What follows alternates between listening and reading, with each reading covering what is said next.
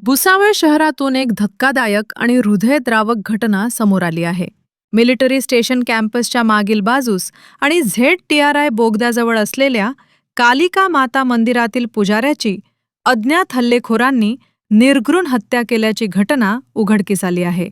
मृत पुजाऱ्याचे नाव संतोष रघुवीर मंचल, वय 55 वर्ष असे असून या घटनेमुळे संपूर्ण भुसावळ शहरासह रेल्वे परिसरात मोठी खळबळ उडाली आहे. माहितीनुसार संतोष मंचल हे गेल्या 6 ते 7 वर्षांपासून मंदिर परिसरात वास्तव्यास होते. मंदिरातील स्वच्छता, देखभाल आणि नित्य पूजा अर्चेची जबाबदारी ते सांभाळत होते. ते फक्त जेवणासाठी घरी जात असत. सोमवारी सकाळी नेहमीप्रमाणे एक भाविक मंदिरात दर्शनासाठी गेला असता मंदिरालगतच्या पत्र्याच्या खोलीजवळ संतोष मंचल हे रक्ताच्या थारोळ्यात पडलेले दिसून आले. त्यांच्या डोक्यावर जड आणि टणक वस्तूने वार करण्यात आल्याने त्यांचा जागीच मृत्यू झाल्याचा प्राथमिक अंदाज व्यक्त करण्यात येत आहे.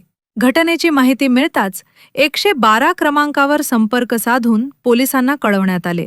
त्यानंतर पोलीस यंत्रणा तातडीने घटनास्थळी दाखल झाली. या घटनेनंतर कुटुंबियांनी घटनास्थळी धाव घेतली. रक्तबंबाळ अवस्थेतील मृतदेह पाहून कुटुंबियांचा आक्रोश पाहायला मिळाला. दरम्यान पोलिसांकडून विविध शक्यतांचा तपास सुरू असून हत्येमागील नेमकं कारण काय याचा शोध घेतला जात आहे. परिसरातील CCTV फुटेज, तांत्रिक पुरावे आणि संशयितांची माहिती गोळा करण्याचे काम वेगाने सुरू आहे.